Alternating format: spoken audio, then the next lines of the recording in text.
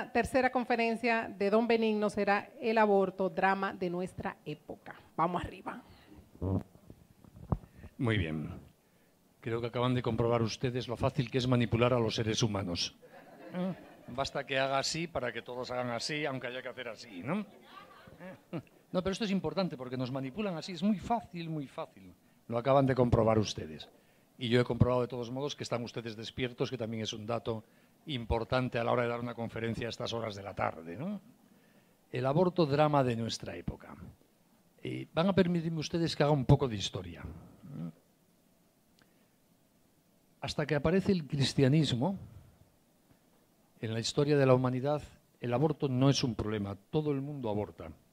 Es decir, todas las sociedades admiten el aborto, no es que todas las mujeres aborten. No hay en la literatura griega, romana, egipcia, babilónica, discusiones sobre el aborto. Hay casos de gente que aconseja no abortar, como el médico Galeno, por ejemplo, ¿no? Pero Hipócrates. Pero culturalmente el aborto es algo admitido, es algo que pasa. Bueno, pues, como hay esclavos, pues hay esclavos. Solo en la Biblia, y es una singularidad en la tradición ética de la humanidad, se condena el aborto desde el principio. Es decir, tiene que intervenir Dios muy directamente como legislador para que a los seres humanos se les ocurra que abortar está mal. Como tantas otras cosas, dicho de paso, la esclavitud, la discriminación de la mujer, la tortura, la guerra, etcétera, ¿no? Desde que aparecen los cristianos en el mundo, curiosamente, porque es muy sorprendente intelectualmente, los cristianos condenan el aborto y lo rechazan desde el primer siglo.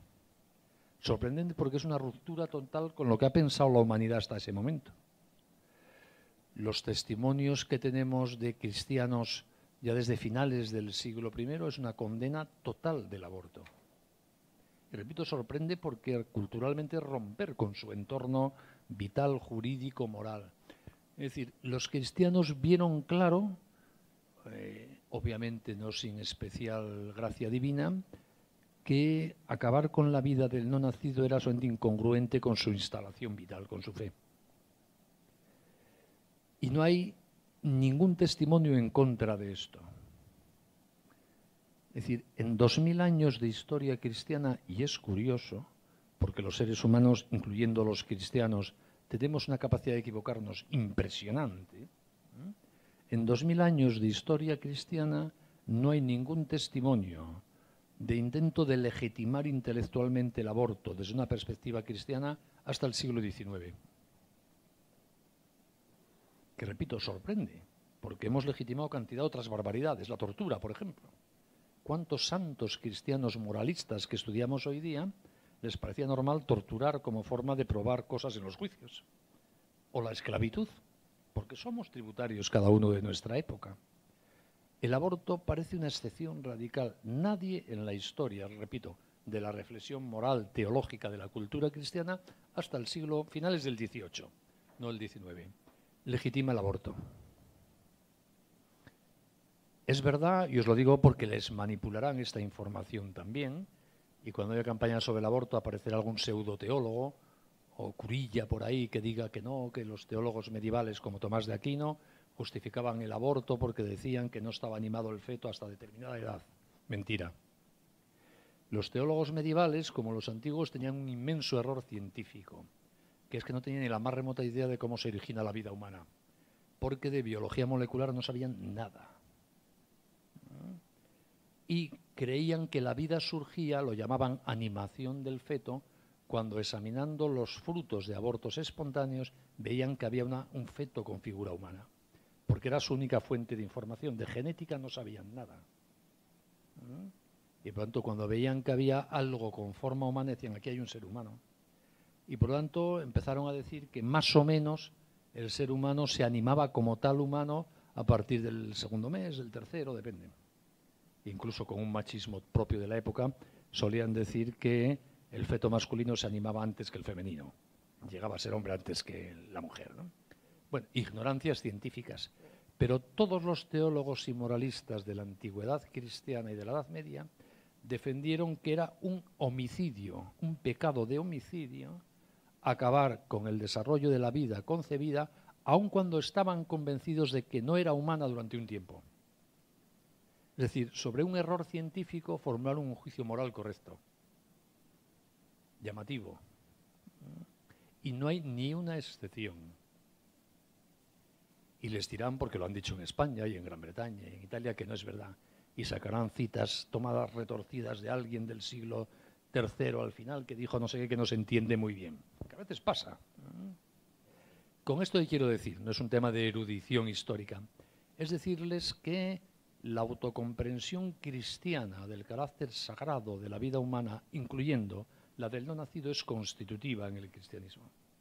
Constante, sorprendentemente constante en el tiempo, incluso contra la evidencia de su ignorancia científica sobre el origen de la vida humana. Y solo a partir de muy avanzado el siglo XVIII, en Europa, cuando determinados intelectuales y juristas van rompiendo con la tradición humanista cristiana, empiezan a legitimar el aborto. Y solo ya muy avanzado el siglo XIX aparecen juristas y políticos que proponen la despenalización del aborto. Y solo entrado el siglo XX se empieza el proceso de despenalización del aborto, que se inicia en la década entre el 10 y el 20 del siglo XX en algunos países, Suecia, Finlandia, pero que solo adquiere características mundiales a partir de un momento muy concreto. Estados Unidos, 1973, cuando el Tribunal Supremo norteamericano dicta la sentencia en el caso Roe versus Wade, en la cual, rompiendo 2000 años de tradición humanista en el mundo cultural cristiano, afirman que la mujer tiene derecho, como parte del derecho a su intimidad personal, a eliminar la vida del niño no nacido cuando esté en conflicto con sus deseos. Es decir, en Estados Unidos, primer país de Occidente, quitando los casos que les he dicho de Suecia, Finlandia, en la década de los años 10 del siglo, el primer país que declara como un derecho de la mujer el de abortar es Estados Unidos por una resolución judicial, ni siquiera por una ley. Hoy día sabemos, porque ya está muy historiado, toda la manipulación de la opinión pública, de la historia personal de Roe que hubo, porque la chica que motivó el caso, que se presentó ante la opinión pública como una chica violada, luego contó ella misma que ni había sido violada, ella se convirtió y pasó a ser una agente provida, ya ha muerto. Se llamaba Norma, no me acuerdo qué, de verdad, McCoy. Bueno, lo que suele suceder en todo el mundo alrededor de la elección del aborto, mentiras, manipulación de la información, etcétera, ¿no? Pero ese año, en 1973, se rompen 2000 años de historia. Y curiosamente, a partir de ese momento, la banalización y legalización del aborto se extiende como una mancha de aceite por todo el mundo. 73 Estados Unidos, 75 Francia, 78 Alemania, 79, si no me equivoco, Italia, 82 España, y así seguimos. Es decir, el aborto es un inmenso error de la humanidad, pero muy reciente, y por lo tanto fácilmente eliminable, porque no está consolidado. Frente a 2000 años de historia comprometida con la vida, llevamos 50 de descompromiso con la vida. Hay campo de juego todavía. Hay terreno para luchar esta batalla. Peor sería si nos enfrentásemos a 2000 años de historia abortista. Por lo tanto, esto es una batalla de nuestros días, pero que no está perdida. Les dirán, cuando se intente legalizar aquí, que todo el mundo defiende el aborto, que lo progresista es el aborto, que pobre República Dominicana, que es de los 3, 4, 5, 15, depende cómo se mida, países del mundo que todavía no admite el aborto. Mentira. República Dominicana tiene el honor y el orgullo de ser de los pocos países que mantiene esa historia de 2000 años y que no ha incurrido en estos 50 años de error contemporáneo, para sentirse muy orgullosos. Y no caiga la República Dominicana en el error cuando en otros sitios del mundo empezamos a salir de él. Claro, porque estamos saliendo de esta ola, de esta mancha de aceite del aborto. El país donde empezó todo esto, Estados Unidos, ya está revirtiendo el aborto. Ustedes lo saben, es una batalla viva en las campañas presidenciales. Es una de las claves del triunfo de Trump sobre la coalición Hillary-Obama. Ustedes saben que se están dictando desde hace 15 años decenas de leyes en los estados americanos de restricción del aborto, porque como en Estados Unidos el aborto no se legalizó por una ley, no se puede derogar por una ley. Se legalizó por una sentencia del Supremo y se va restringiendo por leyes federales, de los estados federados.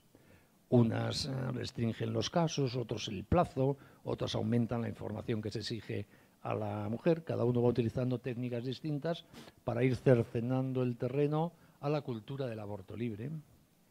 Y según las encuestas Gallup, que se consideran la principal representación de cómo piensan los norteamericanos, ya más del 50% de los norteamericanos son pro-life, pro-vida. Y el tema está vivo y en debate, y bueno, no sabemos lo que va a pasar mañana. Pero ahí se está recuperando la batalla de la vida. Se legalizó en el 73.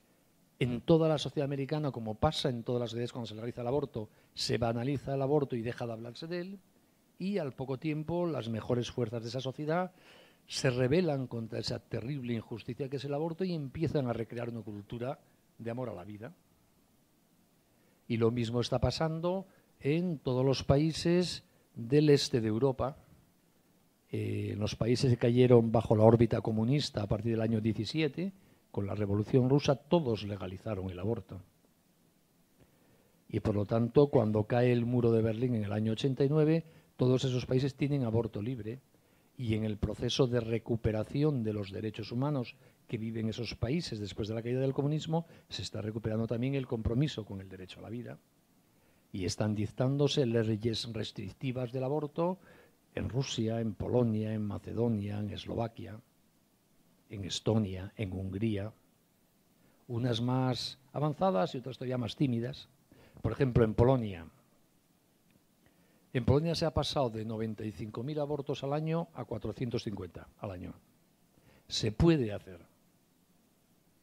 Y habrá mujeres, que es lo que te cuentan siempre las feministas, no, es que las polacas van a abortar a Alemania. Seguro que algunas sí. Siempre hay alguien que se escaquea de las leyes. Igual que el que lleva el dinero a Estados Unidos. Vale, pero no por eso suprimimos los impuestos. Claro que se puede ir restringiendo el aborto. Probablemente acabar con él no lo haremos nunca. Como no acabaremos con los asesinatos, ni los robos, ni las violaciones, mientras haya hombres sobre la tierra. Pero que podemos ir restringiendo el aborto con una actuación conjunta de responsabilidad social, reformas legislativas, educación, políticas sociales, por supuesto. Sociedades mucho más pobres que las nuestras han erradicado el aborto en la historia. Claro que podemos volver a recuperar el derecho a la vida, es cuestión de ponerse a ello. En España estuvimos a punto. Se aprobó la primera despenalización del aborto con las 3 causales que ahora les quieren vender aquí, en el año 85, y como siempre pasa, poco después, en el 2010, se aprobó el aborto libre. Y estuvimos a punto en el 2012 de lograr derogar esa ley. Nos faltó un pelo, pero perdimos la batalla, pues seguimos dándola. A mí me hacía mucha ilusión, porque estuve muy comprometido en esa batalla, que fuésemos España el primer país de la Europa occidental que demostrase que es reversible el aborto. Y no lo conseguí. Pero hay que seguir batallando, ya veremos. ¿Qué sucede cuando se legaliza en un país el aborto? Que siempre se vende una ley muy restrictiva en todos los países. Se trata, nos dicen, de hacer frente a casos especialmente dramáticos, de esos que claman a la conciencia de cualquiera, de una mujer que se va a morir si continúa el embarazo, de una niña de 11 años violada 20 veces por su padre, casos de esos que nos conmueve el corazón a cualquiera. Pero ¿qué sucede cuando se aprueba esa ley con esas 2 o 3 causales? Que la sociedad va progresivamente banalizando el aborto y acostumbrándose a él. Y va aumentando el número de abortos. Y va disminuyendo la resistencia subjetiva de las mujeres para plantearse abortar. Y luego se pasa a una fase de presión sobre las mujeres para que aborten. Porque ya los problemas reales de la mujer embarazada que le llevan a plantearse abortar no le preocupan a nadie, porque hay una solución, aborta. Y así se crea una estructura de violencia de género contra la mujer para que aborte, mientras los demás nos lavamos las manos. Empezando por el irresponsable que la dejó embarazada. que dice, a mí no me pidas nada. Si tienes al niño es porque tú quieres, porque puedes abortar. Por lo tanto, el aborto es, el aborto legal, la gran disculpa para la irresponsabilidad sexual de los varones. El aborto no es feminista, es profundamente machista. Nos sirve a los varones para tener relaciones sexuales, que es lo que nos gusta, y para no tener luego ninguna responsabilidad. Si eso es feminismo, que venga Dios y lo vea. Y en la medida en que, una vez en vigor esas leyes que introducen determinadas causales que despenalizan el aborto, van implantándose en la conciencia colectiva de los ciudadanos, se hace factible la legalización sin más del aborto. Ya no provoca tanta resistencia, que es el paso que se dio en España en el año 2010 ya. Aborto libre durante 3 meses de embarazo, financiado por la Seguridad Social, por el Estado. E incluso en España tenemos en vigor que hay aborto sin límite de plazo ninguno hasta el final del embarazo si hay alguna complicación médica en el feto. Se pueden abortar niños de 8 meses en mi país. Lo digo con profunda tristeza. Y si hoy día alguien defiende las causales del aborto y es honrado, debiera decirles que después de las causales viene esto, porque viene en todos los países. Y uno es responsable no solo de lo que propone, sino de las consecuencias conocidas de aquello que propone. Y esto es lo que ha pasado en todos los países que han empezado por legalizar el aborto en determinados casos extremos. Y es lo mismo que está sucediendo en aquellos países, también en Europa, que han empezado a legalizar la eutanasia. 3 países en concreto: Bélgica, Holanda y Luxemburgo. En los 3 se legaliza teóricamente solo la eutanasia para el caso extremo de un enfermo muy malito, con enfermedad irreversible, con dolores insoportables. Y a los 5, 6 o 7 años tenemos ya autorizada hasta la eutanasia de los recién nacidos. Porque nos vamos acostumbrando, vamos derribando las barreras morales que defendían la vida. Si en este caso se puede abortar, en un caso parecido pero no tan grave, ¿cómo vamos a prohibirlo? Y así entramos en un plano deslizante que no tiene fin, ni en la eutanasia ni en el aborto. La defensa de la vida tiene que ser radical, ir a la raíz. O la vida es valiosa y no se la puede eliminar, o la vida no es valiosa y se la puede eliminar. No hay puntos intermedios. Los puntos intermedios son estrategia táctica a corto plazo, para vender a la opinión pública las cosas. Y promeso, un compromiso real con la dignidad humana exige defender la vida siempre. Desde el momento de la concepción a la muerte natural, pues sí. Porque si decimos que solo a partir de 3 horas después, ¿y por qué no 4? ¿Y por qué no 5? Y al final llegamos, ¿y por qué no el 9º mes? Y no hay razón objetiva para poner una barrera. Incluso, y lo digo también con tristeza, en algún país europeo ya tenemos alguna sentencia de asesinato de niños recién nacidos por madres que descubren malformaciones en el niño después del nacimiento y que alegan como razón que si se les hubiese diagnosticado previamente podrían haberlo abortado, y porque no tienen por qué ellas arrostrar las consecuencias de un error médico en el diagnóstico, y los tribunales las absuelven. Y es lógico que las absuelvan, en esta lógica de la que la vida no merece la pena. La lógica de la muerte, como la lógica de la vida, no tiene límite. Por eso, si queremos defender al ser humano, hay que apuntarse a la lógica de la vida. Y los que se apuntan a la lógica de la muerte, conmovidos por determinados casos dramáticos, aunque lo hagan de buena intención, están haciendo un daño de futuro brutal, aunque no quieran. La intención subjetiva la salvo. Un daño brutal. Este es el debate real del aborto. Y luego, ¿qué pasa en una sociedad cuando hay una ley del aborto? Que cada vez hay más abortos. En España, el primer año de vigencia de la ley del aborto del 85 hubo 9 abortos. El segundo, 417. El tercero, 17.000. Y así hasta 120.000. Luego se estabiliza porque ya, en términos de precios y de población en edad fértil, no hay más. El aborto crece porque nos vamos acostumbrando al aborto. Porque las niñas que se educan ya con leyes del aborto en vigor les parece normal. Es lo que hay que hacer si te quedas embarazada. Esto me lo han dicho a mí muchas niñas en España. Si te quedas embarazada, lo que hay que hacer es abortar. Es lo que aprenden en la sociedad en que viven. Si tú sabes que mamá ha abortado, que la vecina ha abortado, que la compañera de clase, pues te parece normal. Normal que sea así. Toda legalización del aborto lleva a la banalización de la decisión de abortar. Y la banalización de la decisión de abortar lleva a que haya más abortos. Esta es la realidad que se oculta detrás de las causales y las teorías. ¿Y qué supone que haya muchas mujeres que aborten en una sociedad? Yo se lo puedo contar porque vivo en una sociedad así. Y porque yo tengo una ONG que yo fundé que atiende todos los años a 10.000 mujeres que están tentadas de abortar y no abortan gracias a nuestro apoyo.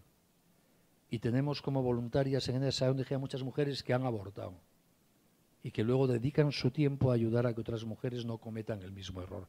Por lo tanto, sé de lo que hablo. El aborto es dolor. Todo aborto tiene dos víctimas, el niño que no nace y la mujer que aborta. El aborto pasa factura a las mujeres. A veces tarda años, pero la pasa. Hay otros errores que se pueden olvidar fácilmente, pero el aborto te lo recuerda la vida misma. Tú misma te quedas embarazada. ¿Cómo no recordar aquel otro embarazo que culminaste con un aborto? Ves por la calle a un niño que tendría la edad de ese que abortaste. Todo va recordándolo. Y antes o después amanece el dolor, la angustia interior, el sufrimiento. Y de hecho las mujeres que han pasado por la experiencia de un aborto voluntario y que han logrado superarlo, te explican que han tenido antes que pasar el periodo de duelo, de admitir lo que han hecho, de sufrirlo y de pedir perdón. Y claro que se puede superar como todo, pero es duro. El aborto es una tragedia, genera una ola de inmenso dolor, cubre de sangre muchísimos corazones.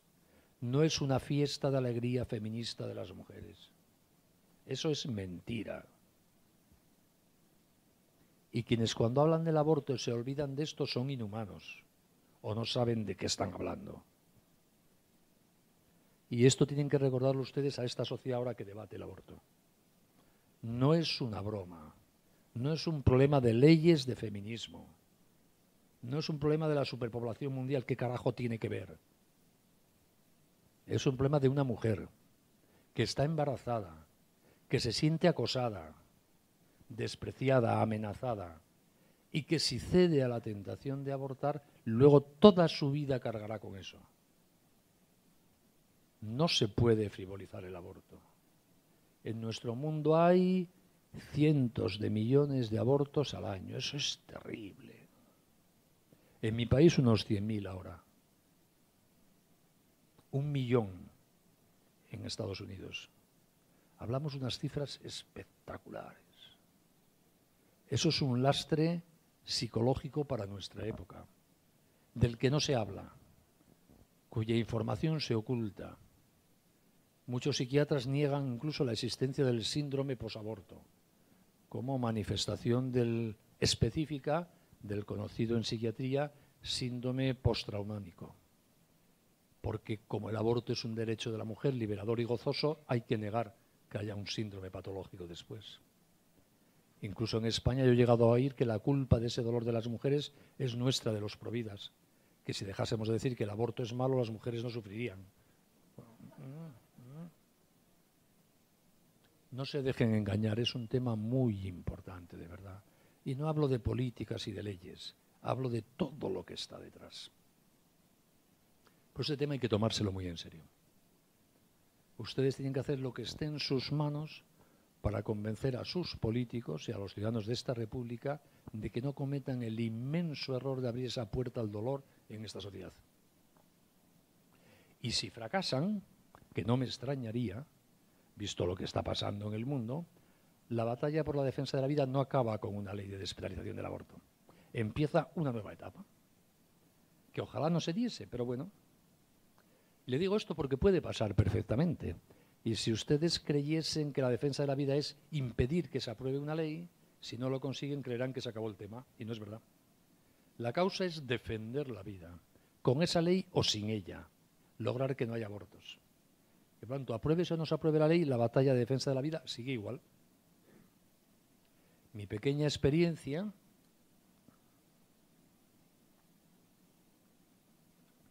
cuando en España llevábamos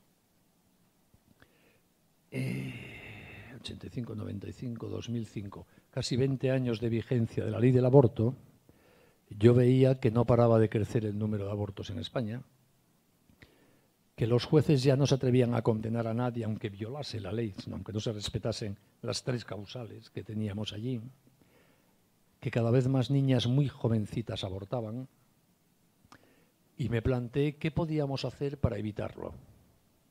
Y llegué a una conclusión que les transmito. Pensé que, dada la situación moral y jurídica de España, si una mujer quería abortar, abortaba. Estuviese dentro de la ley o no, daba lo mismo. Porque el aborto se había convertido ya en un negocio privatizado, sin más. Y que, por lo tanto, la única manera de evitar abortos era ponerse al lado de la mujer embarazada y convencerla a ella de que no abortase. Y eso es lo que pusimos en marcha bajo el nombre Red Madre, que es una red de voluntariado extendido por toda España, un voluntariado básicamente femenino, de chicas, de mujeres,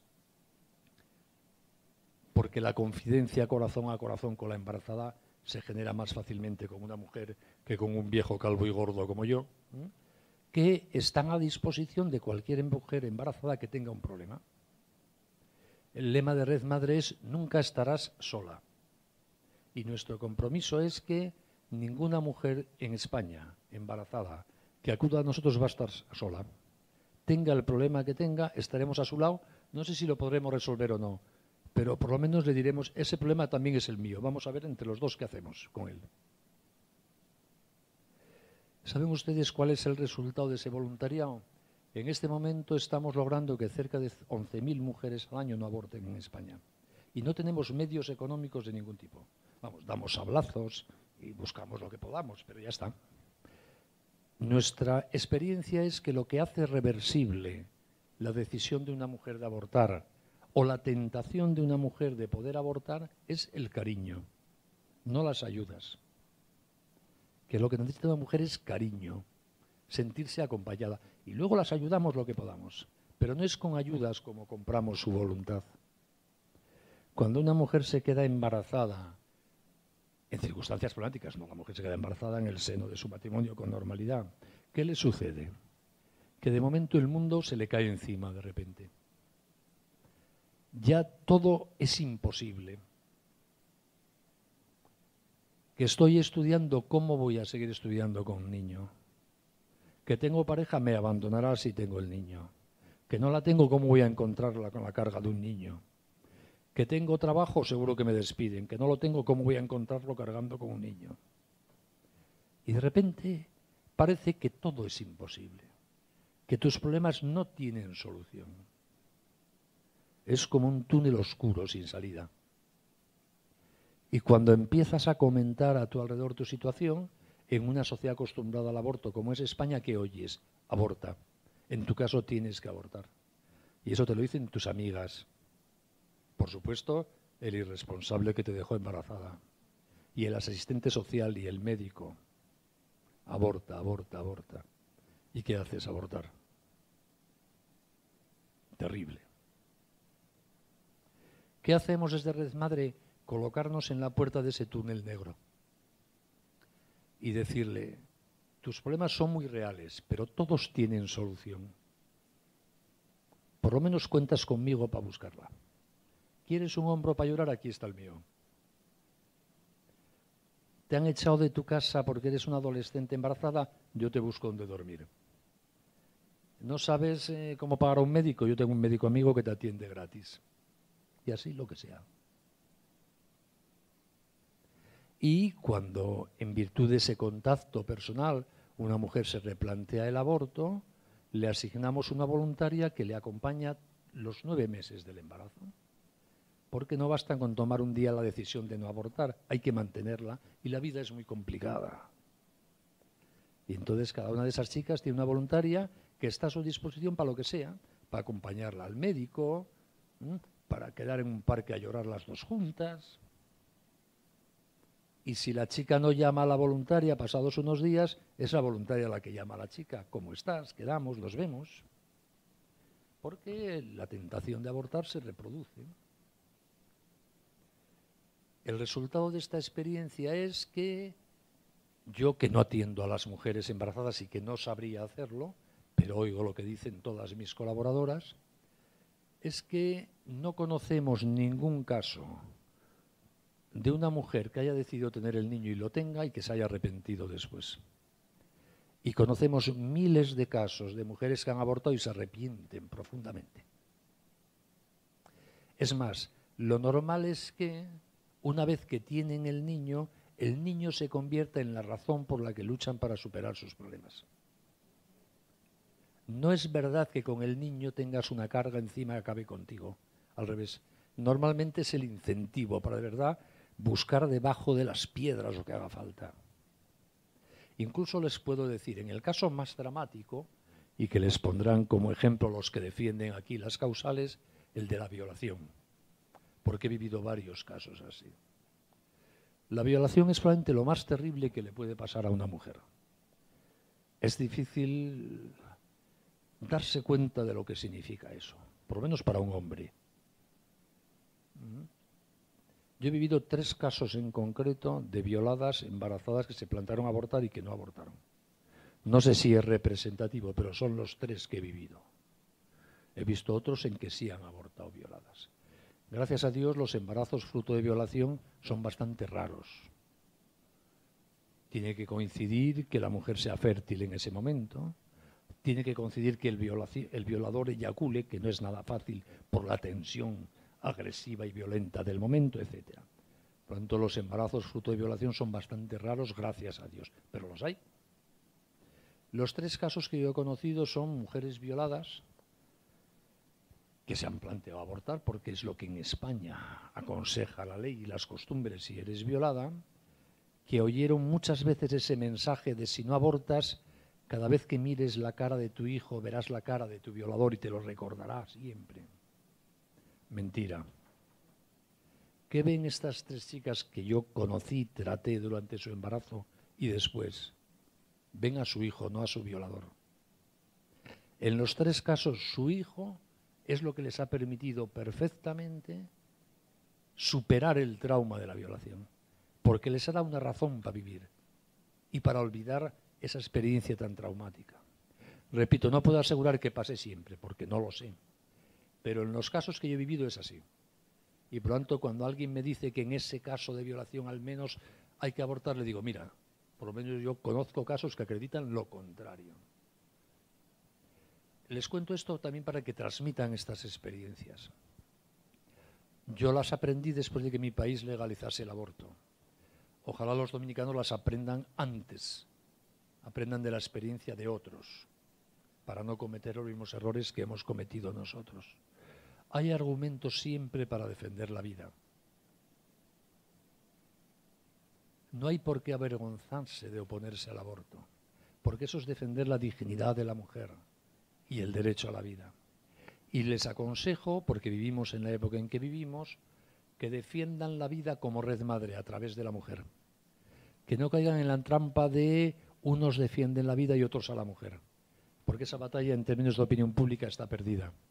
La mujer es visible y el niño no. Hay que pegarse a la mujer para con ella defender la vida. Los provida defendemos a la mujer y al niño. Y por este orden, además. Porque así es como se puede ganar esta batalla hoy día.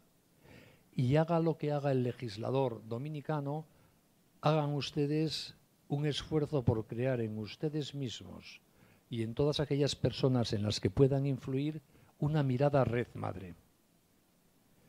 Preocúpense de que haya mucha gente en la sociedad dominicana con una ley o con otra que se sienta responsable de las mujeres embarazadas de su entorno. Que cuando alguien en tu entorno se quede embarazada en circunstancias problemáticas porque es muy joven o ya un poco mayor, porque tiene trabajo o no lo tiene, piensen, esa señora puede abortar. Eso no es pensar mal de la gente, es conocer la sociología de nuestra época. Y por lo tanto yo soy responsable de intentar que no aborte. Y por lo tanto tengo que acercarme a ella y decirle enhorabuena. A lo mejor todo el mundo le ha dado el pésame, nadie le ha dicho enhorabuena.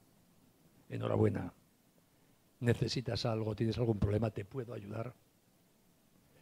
La mirada red madre, más allá de una ONG, es una actitud de responsabilidad preventiva del aborto por solidaridad con las mujeres embarazadas en nuestro entorno. Y así, con una ley o con otra, podemos evitar aquí y allí decenas de miles de abortos. En cambio, si cada uno nos encerramos en nuestro propio egoísmo y pensamos, allá ella, yo que voy a meterme en su vida, o si lo ha aprobado el Parlamento, será que es bueno. Crecerá el número de abortos, se banalizará en la sociedad dominicana la práctica del aborto y habrá mucho más dolor y vidas truncadas. Por lo tanto, no piensen solo en la responsabilidad de los políticos, que es muy importante. Piensen en mi responsabilidad para que en mi entorno no se aborte. Para generar esta red, este espíritu red madre, que haya que ninguna mujer esté sola. Que podamos ayudarlas a superar esos problemas, a veces gravísimos y durísimos, que se crean por una situación de embarazo no previsto. Así yo creo que ayudaremos a reconstruir una cultura de la vida que superará cualesquiera dificultades y que acabará con el aborto, apruébense las leyes malas o no se aprueben. Porque esta batalla, como les decía, es una batalla muy de fondo. Y no se dejen ustedes engañar por los tópicos al uso. El aborto no nace para superar una presunta superpoblación mundial, que existe donde existe y no existe en mi continente de superpoblación nada, todo lo contrario. El aborto no es feminista, es machista, como les dije antes. A los que nos viene bien y de miedo es a los hombres, para ser sexualmente irresponsables. El aborto no es liberador, como les expliqué, carga vital y biográficamente sobre la mujer, creando problemas habitualmente, no siempre, muy serios antropológicos, que lastran la vida.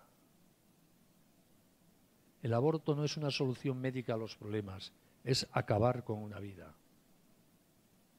El aborto no resuelve ningún problema, como mucho lo esconde. Cualquier problema derivado de un embarazo se puede afrontar de forma compatible con la continuación del embarazo. Se lo digo, 10.000 mujeres al año. Cualquier problema se puede afrontar de forma compatible con la continuación del embarazo. No hay incompatibilidad entre la vida del niño y la vida de la mujer nunca. Puede haber situaciones médicas complicadísimas, no hablo de eso. Gracias a Dios, cada vez menos. Por lo menos, no sé, aquí en España yo les puedo decir, porque lo han publicado expertos médicos, que no hay ningún caso médico de aborto terapéutico. Con nuestro nivel tecnológico en medicina, técnicamente no hay ninguna situación de incompatibilidad entre la vida de la mujer y la del niño. Gracias a Dios. En otros sitios más pobres y más retrasados tecnológicamente lo habrá. En España no. No sé, repito, qué sucederá aquí. Por tanto, habrá que trabajar para que avance la asistencia médica y para disponer de la mejor tecnología sanitaria, pero no defender el aborto terapéutico. Y en el caso que puede parecer más lacerante, que es el de la violación, les dije antes mi experiencia. Y nos quedaría el aborto de las personas deficientes, el llamado aborto eugenésico, que es el aborto más injusto que hay, porque a la gravedad ínsita de acabar con una vida humana, en ese caso se añade que acabamos con su vida porque es un enfermo. Discriminación. El derecho a la vida, en el caso de los no nacidos como en el de los nacidos, es igual estemos sanos o enfermos. Tengamos una patología o no. Y si no, estamos ya en la eugenesia nazi. En mi país casi ya no hay niños con síndrome de Down. Estamos practicando un genocidio con ellos. Ya son obligatorias para todas las embarazadas las pruebas para diagnosticar mediante amniocentesis la posible malformación de Down, y si no ya se confirma, se sospecha, la presión sobre la mujer para que aborte es brutal. y nos estamos quedando sin niños con síndrome de Down. Eso es terrible. Eso es terrible, es racismo, es eugenesia, llámenlo como quieran. Nos privamos de un tesoro. Las familias que tienen niños con síndrome de Down, todas las que yo conozco, te dicen que es una fuente de unidad en la familia brutal. El otro día me lo decía un taxista, hicimos una manifestación en Madrid, y con esto acabo antes de que me saquen la tarjeta roja, hicimos una manifestación en defensa de la vida en Madrid hace unos días, con bastante gente, gracias a Dios. Y al acabar la manifestación yo paré un taxi para irme a mi casa. Y el taxista me dijo, ¿vino usted de la manifestación? Le dije, sí. Y me dijo, miren, esta es de las pocas manifestaciones que no me enfadan. Los taxistas suelen enfadarse con las manifestaciones porque cortamos las calles del centro de la ciudad. Dijo, pero esa no me enfada porque, mire, esta es mi hija. Y me enseñó en el móvil una niña con síndrome de Down. Y me dijo, la mayor alegría de mi vida. Cuando nació yo creí que tenía una desgracia inmensa, que me había caído el mundo encima. Es más, yo quise que mi mujer abortase. Y ahora es mi razón de ser. Alguien que nos une, que nos quiere, en quien no hay ninguna maldad. Lo mejor que me ha pasado en la vida, decía. De eso nos estamos privando voluntariamente. Por lo tanto, defender el aborto eugenésico es de una inhumanidad brutal. Como ven, hemos repasado, sin decirlo, cada una de las causales. Ninguna justificación. Anímense a transmitir en la sociedad dominicana todas estas razones que son objetivas, son datos de hechas, son experiencias humanas, son razones jurídicas, médicas, psicológicas, vitales, biográficas, y todas avalan que merece la pena defender la vida y que nunca causa ningún bien la legalización del aborto, sino todo lo contrario. Pues lo mismo pasa con la eutanasia. No voy a extenderme más, pero es lo mismo. Convertimos un problema, el dolor, la enfermedad terminal, como si fuese un mal absoluto, y para acabar con él privamos del derecho a la vida al enfermo a eutanasiar. La eutanasia no tiene nada que ver con el suicidio, porque legalizar la eutanasia es legalizar que alguien mate a otro. El suicidio es otro problema, alguien que quiere quitarse su vida. Pero la legalización de la eutanasia es autorizar a alguien, normalmente el médico, a que mate a alguien, aunque sea a su petición. Eso es volver a privatizar la muerte, algo que creíamos superado hace unos cuantos cientos de años, en Occidente por lo menos. Un retraso inmenso. Y lo mismo sucede con otra fuente de ataques al derecho a la vida que proliferan en nuestra época, que son todos los que tienen que ver con los avances biotecnológicos en el entorno de las técnicas de reproducción asistida. Estamos convirtiendo al pequeño embrión humano en una cosa. Las leyes de mi país lo llaman material biológico. Así, poniéndole un nombre indiferente, parece que no es importante.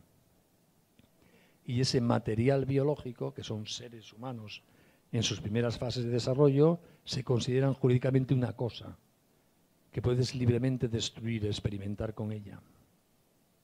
Y aunque no voy a entrar en ese tema, salvo que ustedes quieran, si les digo que hay mucho interés por muchas empresas del sector de la farmacia para disponer de material biológico humano, porque se supone que la frontera de la nueva farmacología es sustituir la farmacología química que tenemos ahora por la farmacología biológica. Los nuevos medicamentos ya no serán compuestos químicos, sino moléculas biológicas. Y para obtenerlas se quiere investigar con las células totipotentes del pequeño embrión humano. Y por eso la industria necesita muchos embriones humanos. Y detrás de la venta de la idea de que un matrimonio infértil que sufre mucho logra un niño con estas técnicas, que también pasa, se producen embriones llamados sobrantes que se dedican a la investigación, a la experimentación. Y es todo un negocio que mueve muchos millones de dólares. Y que pronto cuenta también con campañas publicitarias muy potentes de apoyo. Y aparecerán aquí, como han aparecido en mi país, personas que empiecen a defender que para lograr que toda mujer pueda tener un niño, para evitar la infertilidad, qué bueno es que permitamos estas técnicas. Y luego les dirán, bueno, y una vez que hay embriones sobrantes, ¿para qué vamos a tirarlos? Ya que están ahí, que experimentemos con ellos, que a lo mejor algo se saca. y así, jugando con nuestro buen corazón, generaremos una nueva fuente de ataques a la vida humana, que es la vida del pequeño embrión humano. Y si ya nos cuesta defender al feto, que lo podemos ver, más nos cuesta defender al pequeño embrión, que ni se le ve. Bueno, es el mundo en que estamos. Como ven ustedes, la defensa de la vida no se agota solo en el tema del aborto, pero la lógica de la defensa de la vida, como la lógica de la defensa de lo contrario, son las mismas. Refirámonos al pequeño embrión, al enfermo terminal o al niño no nacido. Y por lo tanto, los criterios que hemos manejado para el aborto, con su pequeña adaptación, nos servirán también para afrontar los problemas vinculados a la vida terminal sufriente o a la defensa de ese pequeño ser humano que es el embrión. Muchas gracias.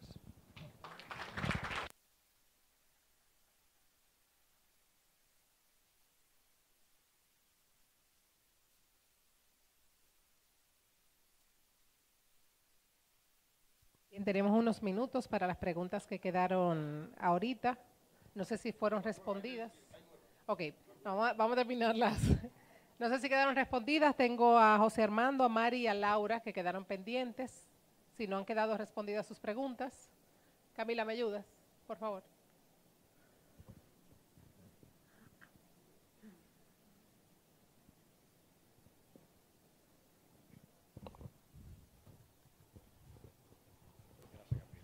Una buena asistente que tiene Leslie. Bueno, agradecer enormemente en primer lugar al profesor Benigno Blanco por las excelentes exposiciones y charlas. La verdad que también quiero agradecer a Monseñor Masalle por invitarme. Y bueno, pues me parece fantástico esta iniciativa y también a todo el equipo que ha hecho posible, Zaida, Irene y compañía, porque realmente es algo muy edificado, al punto que ha dado buenos frutos. Porque cuando se dio el break o receso para el almuerzo, por todo lo que usted dijo de los hijos esta mañana, yo fui a comer con mi hijo porque acabo de Argentina, tengo una semana y pico, no lo veía mucho tiempo. Y decía, concha, a los hijos hay que darle tiempo también. O sea, que dio sus frutos inmediatos. Bueno, la pregunta concreta es, bueno, tengo varias preguntas, pero voy a elegir una que, conectando con algunos dos comentarios. Ahora mismo la República Dominicana está viviendo el tema del aborto. Ese es el tema. El matrimonio homosexual, etcétera, no son temas todavía. Y dado que en su perfil biográfico se habla, no sé si es miembro del PP, pero no es miembro, bueno, ocupó las 2 secretarías en un gobierno concreto, o sea, fue un laico de vida pública con grandes raíces cristianas. Algunos de mis compañeros del curso, del taller, hablan de, entonces, cómo se debe articular una acción de lucha, por ejemplo, a favor de la vida.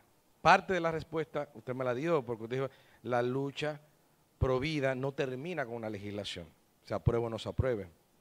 Pero ciertamente el pastor, que bueno, estaba aquí, parece que sale un momentico,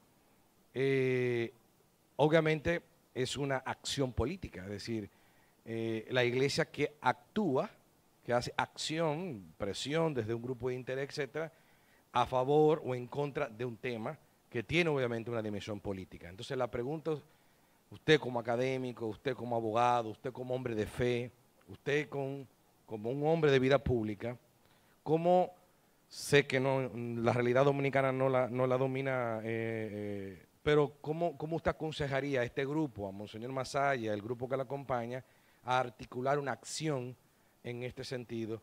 Y bueno, y la justificación de esa acción para que quede enmarcada dentro del espíritu del magisterio de la Iglesia. Gracias, profesor. Yo no voy a recomendarles ninguna acción, porque una vez más no sé cuál recomendarles, ¿no? Yo sí creo, una vez más, que somos responsables. A ustedes les toca ver aquí, como a mí en España, qué está en mis manos hacer. Yo cuando he estado en el gobierno he podido influir mucho en decisiones de relevancia bioética, no porque fuese mi competencia, yo me dedicaba a hacer carreteras, ferrocarriles, etcétera. ¿Por qué? Porque los que mandaban en el país eran mis amigos. No es poca influencia que diputados, senadores y ministros sean tus amigos, tus colegas, porque puedes hablar con ellos, puedes llamarles la atención, puedes decir, tío, ¿qué estás haciendo? aunque no sea de tu competencia. Por eso yo animo a estar en política a todo el que le apetezca. No todos podemos estar en política, ¿no? Pero el que le guste, ánimo a por ello. Porque se puede influir mucho más allá de tus competencias. Estás al lado de los que deciden. ¿Cuánto bien se puede hacer así? Por lo mismo, quien pueda estar en las redes sociales, influir en los medios de comunicación, en la opinión pública, que lo haga. Tendrán que ver cada uno qué está en sus manos hacer. Eso sí, lo que tengo claro es que yo no puedo delegar mi responsabilidad para defender la vida en España en los obispos españoles. Me toca a mí. Ellos tienen su papel, pero yo tengo que defender la vida en España. Yo soy un ciudadano español. Tan ciudadano al menos como los obispos. Y probablemente con más capacidad que ellos de meterme en todos los lados. Por lo tanto, mirar al obispo a ver qué hay que hacer, ni de broma. El obispo que haga lo que tenga que hacer, que tiene su responsabilidad, pero soy yo en el que ejercicio de mi libertad ciudadana, como ciudadano de la sociedad en que vivo, quien busco dónde meterme para defender la vida y qué puedo hacer para defender la vida. Y la política es un mundo apasionante, una visión de desprecio a la política como si fuese un mundo de corrupción y pecado no es cristiana. Hay políticos corruptos, por supuesto, como hay barrenderos corruptos y médicos corruptos y abogados corruptos, pero también políticos estupendos y majísimos, como hay barrenderos estupendos y majísimos. La política es una actividad intrínsecamente noble, es preocuparse de todo el mundo. Y no pierde su nobleza porque algunos sean unos corruptos, incluso aunque muchos o la mayoría sean unos corruptos, si fuese el caso. Sigue siendo, decía Tomás de Aquino, que hay 3 profesiones especialmente nobles, porque participan más que otras de la providencia divina, que son el sacerdocio, la educación y la política. No utilizaba estos términos que son muy modernos, ¿no? Pero es preocuparse de todo el mundo. Pues claro que es especialmente noble. Por tanto, yo animo a meterse en política a todo el que pueda. Y luego, además, sabiendo que estar en política no quiere decir estar en un sitio en que todo el mundo me da la razón. Estar en política es meter los pies en el barro, por supuesto. Y estar en partidos que defienden cosas nobles y cosas innobles.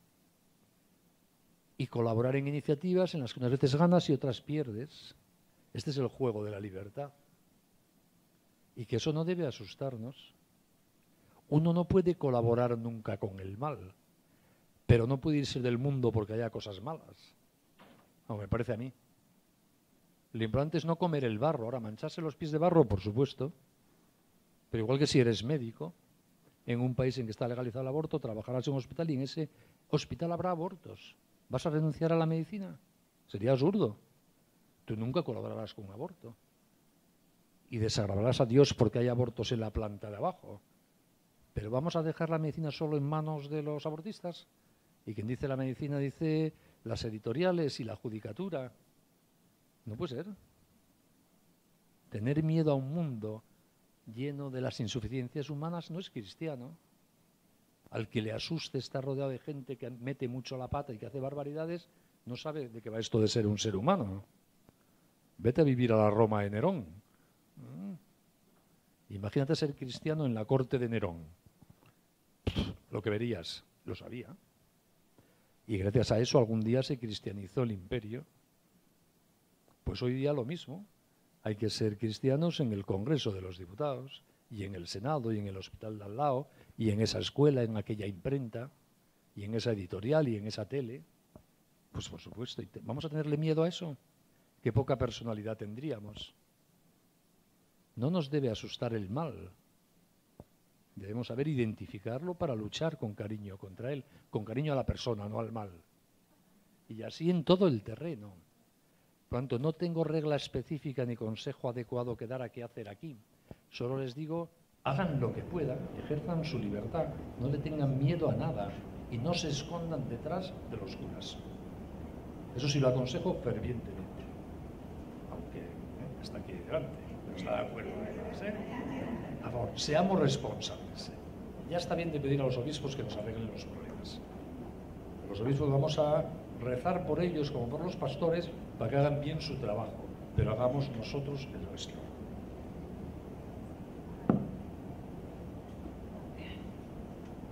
Hola, mi nombre es Mari Carmen, pertenezco a una comunidad que se llama Cuerpo de Cristo. Allá hay una, por cierto, parecida, en Vitoria, que también pertenece a nuestra federación. Pero me ha tocado trabajar últimamente a través de Palabra y Vida y conociendo material educativo para proponerlo a las escuelas con el tema de educación sexual y afectiva. Entonces le pregunto, ¿cuál ha sido la experiencia en España? Si es una asignatura obligatoria o no. ¿Se han encontrado alguna estrategia para lograr que esa educación que se imparte en las escuelas no esté impregnada de ideología de género, sino que realmente sea una materia basada en la antropología, en la biología y en el sentido común que usted tanto habla y en la historia de la humanidad, ¿verdad? Porque nosotros estamos haciendo propuestas. Por el otro lado está el ministerio, que dice que tiene su propuesta, pero cuando uno la examina, está llena de todo lo que usted se puede imaginar. Y claro, ellos quieren ser inclusivos, etcétera, etcétera. Entonces aquí hay una luchita, ¿verdad?, de algunos de nosotros llevando un material que ya está estudiado y probado, tratando de darlo a conocer en escuelas de corte privado. Pero me gustaría saber si usted ha trabajado con alguna estrategia que nos pueda ayudar a que, cómo lograr que pues todo eso que se propone no esté tan lleno de estas ideologías y de virtualizado. ¿Qué ha pasado allá que podamos nosotros aprender aquí? Sí, en España en las escuelas no existe como materia obligatoria la educación sexual. Se da algo en biología, en sociales, pero no existe. Aunque ahora se va a implantar. Este último año se han ido aprobando distintas leyes en casi todas las comunidades autónomas españolas y está a punto de aprobarse una a nivel nacional que imponen ya obligatoriamente que la ideología de género, además expresada así, va... No, ideología de género. No la llama ideología de género, llama educación y la diversidad afectivo-sexual con expresión de los distintos modelos de familia y visibilización de la realidad LGTBI, etc., ¿no? Y además, y en esas leyes se dice además que esa ideología debe estar presente en todas las asignaturas, desde primaria. Primaria son los niños de 3 años. Y se están preparando ya materiales escolares para que sea así. Hasta ahora, la educación sexual y estas cosas eran actividades que no formaban parte del currículum escolar, sino que cada centro educativo las organizaba en los tiempos libres, talleres de educación sexual, etc. Y es muy frecuente en España que se invite a las organizaciones LGTBI a que vengan a dar clases a los niños y niñas para explicarles lo que es la realidad homosexual, lesbiana, etc. Entonces, ¿cómo hemos reaccionado los padres? Pues de muchos modos. Algunos no haciendo nada ni enterándose, la mayoría. Esas familias que ni hablan con sus hijos ni se enteran de lo que les cuentan en la escuela. Muchos padres se han organizado para oponerse a eso. Por ejemplo, en estos momentos, en 2 regiones españolas que son las primeras que han implantado estas nuevas orientaciones de género, que son Murcia y Castilla y León, se está produciendo una verdadera rebelión de padres de familia que se están negando a que se den estas asignaturas en las escuelas. Y están yendo a los tribunales y denunciando a las autoridades, etc. Y se inicia una batalla mediática, jurídica, judicial, que ya veremos cómo acaba. En otros sitios, la actuación de los padres han hecho que los gobiernos se paren y no se atrevan a seguir adelante. Por ejemplo, en Murcia se ha suspendido todo el plan convenido entre el Estado y la Federación LGTBI, entre el Estado de la Comunidad Autónoma y la Federación LGTBI, para su presencia en todas las escuelas de la región. La propia Administración de Murcia, ante las protestas masivas de padres, ha suspendido ese convenio y ha paralizado. Y volverán a la carga con otra cosa mañana, porque esto es una vida rica, ¿no? Cuanto la experiencia española es que hay de todo. Donde los padres dan la batalla consiguen habitualmente algo, mucho o poco. Donde no dan la batalla pierden todo. Y lo que sí es verdad es que en España, en paralelo, mucha gente muy buena ha venido trabajando en cómo dar una buena educación sexual. Y tenemos hoy día materiales muy buenos, hechos por gente con muy buen criterio. Libros, publicaciones, vídeos de cómo hablar con sexualidad con niños de 8 años, de 10 años, de 12 años, de 14 años, de 17 años. Por ejemplo, hay todo un programa de educar a los adolescentes en materia afectivo-sexual utilizando medios audiovisuales, basado en escenas y personajes de películas y series de moda, que es un lenguaje muy atractivo para los críos. Sí, va en la bibliografía esa de sexualidad. Digamos que tienen ustedes asequible, más o menos, porque hoy día la red nos permite al final llegar a todo, por lo menos medios, instrumentos muy bien trabajados para dar una educación sexual que no sea solo una aburrida catequesis moral del siglo XIII, con perdón. Que por lo menos tenemos los medios para dar esta batalla. Luego el resultado no está escrito. Lo importante es dar siempre las batallas. Hay una realidad histórica irrefutable, que es que las batallas que no se dan se pierden siempre. Las que se dan a veces se ganan y a veces se pierden, pero las que no se dan se han perdido. ¿Cuánto compensa darlas?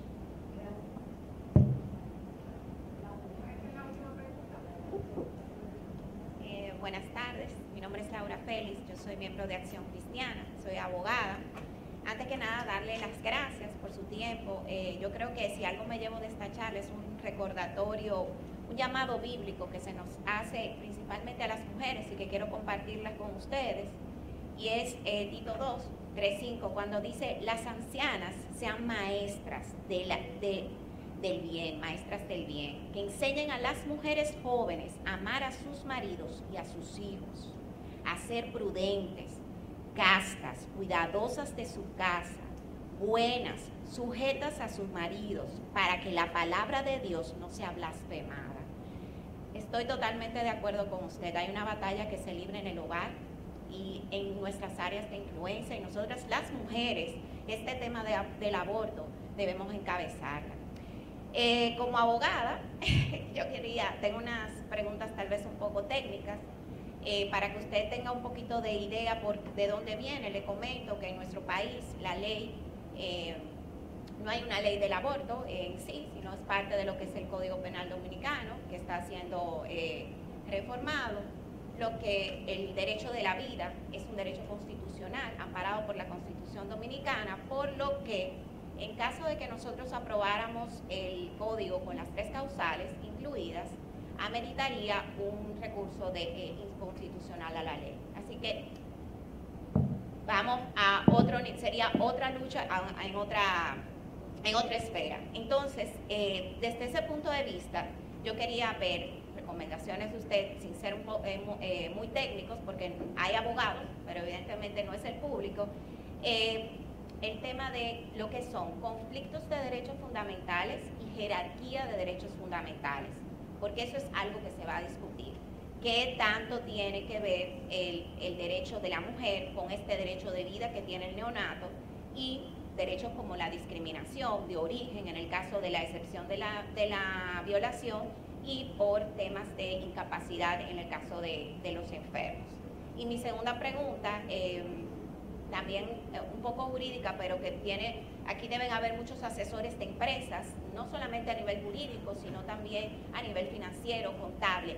¿Cómo nosotros, como asesores de empresas, podemos llevar la cultura de vida a través de nuestro trabajo? ¿Qué recomendación usted tiene? Porque también en su perfil vimos que, aparte de político y defensor de la vida, usted ha sido abogado en ejercicio de empresas. Hasta eso era básicamente. Gracias. Respecto a la primera consideración que ha hecho usted sobre el papel de la mujer, citando a Hebreos, y luego, si se me olvidan las 2 preguntas, me las recuerda usted, sí quisiera decirles una cosa a las mujeres. Los hombres pueden taparse los oídos. Tenéis un poder asombroso del que no soléis ser conscientes sobre cómo determináis con vuestra presencia el clima de la vida social de los hombres. En una reunión de chicos, si aparece una chica, se alteran todos, para bien o para mal. Si es una chica que se hace respetar, que saben que valora su cuerpo y su pudor, por hablar del tema de la sexualidad, los chicos se ponen serios. Si es una chica deslenguada que banaliza el sexo, los chicos se convierten en animalitos. Podéis determinar solo con vuestra presencia y el modo de vuestra presencia el clima de pensamiento, de habla de los hombres. Al revés no suele suceder. Tanto claro que la mujer, aunque no sea una anciana, tiene un inmenso poder de influencia solo con su presencia, con la forma de su presencia. Y luego los temas jurídicos. En cuanto a la jerarquía de los derechos humanos, según la doctrina jurídica europea, por lo menos, ningún derecho humano es absoluto. Todos los derechos tienen un equilibrio ponderado con todos los demás, pero algunos son más relevantes que otros, y el más relevante de todos es el derecho a la vida, porque es el único que no se puede tener en un determinado grado, o se tiene o no se tiene. Los demás se pueden tener un poco más, un poco menos, con ciertas limitaciones o no, el de la vida no. Y por lo tanto, si se admite que cualquier otro derecho prime sobre el derecho a la vida, aunque sea en un caso, se acabó con el derecho a la vida. En otros derechos no es así. Por ejemplo, típico tema de la libertad de expresión. El derecho de libertad de expresión hay que ponderarlo con el derecho al honor de los demás. Por lo tanto, puedes limitar un poco el derecho de libertad de expresión para que no se atente al honor de otro. O se puede restringir un poco el derecho al honor para dar más cancha al derecho a libertad de expresión. Con la vida no cabe ese juego. O se tiene o no se tiene. Por lo tanto, es doctrina jurídica asumida, a pesar de su incongruencia con la legislación del aborto, que desde el punto de vista teórico, el principal de los derechos no condicionable por los demás es el derecho a la vida. Y se dice que aunque sea un derecho absoluto, es relativo a determinadas situaciones. Porque hay casos en que uno puede renunciar al derecho a la vida. Por ejemplo, el bombero. El bombero sacrifica su vida por salvar a otros ante el fuego. Si el derecho a la vida no pudiese relativizarse con nada, el bombero debería quedarse en la calle mirando a ver qué pasa. Pero es uno el que puede ofrecer su vida, nadie te la puede quitar. Es el mismo caso del mártir cristiano. El mártir cristiano no se mata. Lo que dice es, yo antes que ofender a Dios dejo que tú me mates, pero me matas tú, yo no. A mí me encantaría volver a casa, sano, ¿no? Pero si tú me pones en la terrible condición de tener que blasfemar o de morir, dejo que me mates. O sea que incluso el que es un valor absoluto se puede relativizar voluntariamente respecto a otras situaciones. Eso en cuanto a los posibles conflictos de bienes, ¿no? Y por eso también el derecho humano, en el caso extremo en que haya un conflicto irresoluble entre dos bienes del mismo valor, se abstiene y hace bien. Eso sería, digamos, el supuesto estricto del aborto terapéutico. Si de verdad en un caso clínico concreto es imposible salvar la vida del niño y de la mujer a la vez, el derecho humano suspende el juicio. Por ejemplo, en mi país eso no ha sido delito jamás, ni en la época más nacional católica de Franco, porque con criterios humanos no puedes elegir entre dos vidas. La moral católica, por ejemplo, sí elige. Dice que hay incluso que dejar morir a los dos, si se diese el caso, antes que matar a uno de los dos. Pero la ley humana no puede llegar a ese límite. La ley humana llega hasta donde llega. No sé si recuerdan ustedes la película El Cardenal, de Otto Preminger. Cuenta un caso así. Que a un cardenal de la Iglesia Católica se le pasa esto, se le plantea este tema con una hermana embarazada y tiene que decidir él. Un drama humano terrible. Pero la ley humana no llega tanto. O sea que incluso la ley humana, en caso de un conflicto radical entre dos bienes iguales, lo que hace es suspender el juicio, que no se puede hacer otra cosa. Por eso siempre la ley humana no agota el ámbito de la moral. La moral y la ley humana son como dos círculos concéntricos, pero de distinto radio. La moral es así de grande, abarca todo el ámbito de la libertad humana, porque cabe un juicio moral sobre todo lo que decimos, hacemos, pensamos o omitimos, y la ley humana es un círculo concéntrico mucho más pequeñito, que afecta solo al ámbito de la libertad humana en aquello que tiene una dimensión relacional, social. Y por eso hay muchos temas morales en los que el derecho no entra, pero por contra, en todos los temas jurídicos cabe un juicio moral, porque es un círculo concéntrico respecto al otro. Y se me ha olvidado la siguiente pregunta. A la empresa, sí. La empresa, pues también dependerá mucho del país, el modelo de relaciones laborales, la presencia de la mujer en la empresa, las políticas de conciliación establecidas por ley. Mi pequeña experiencia en España, sin entrar en muchos detalles porque sería muy largo, es que hemos llegado a un punto de saturación en las políticas públicas de conciliación. En la medida en que establecemos leyes cada vez más exigentes que cargan sobre los empresarios para darles un estatus privilegiado a las mujeres embarazadas, se está produciendo el efecto contrario al deseado, que es que no se contratan a mujeres en edad fértil. O sea, leyes hechas con la mejor intención del mundo, pero como cargan sobre el patrimonio del empresario, llevan al empresario a hacer lo contrario de lo que pretendes. Y por eso algunos estamos incentivando modelos de responsabilidad social corporativa que, funcionando en términos de mercado, incentiven que voluntariamente los empresarios, porque crean que les interesa, implementen políticas de apoyo a la dimensión familiar de sus empleados, incluyendo la maternidad, porque eso genera más productividad. Si a alguien le interesa profundizar en esto, que entre en la página web de una fundación que tenemos en Madrid, que se llama Fundación Más Familia, que emite el certificado de empresa familiarmente responsable, que se basa en esta idea y que tiene ya una considerable extensión en España, aunque mucho menos de la que me gustaría a mí como el socio. Gracias.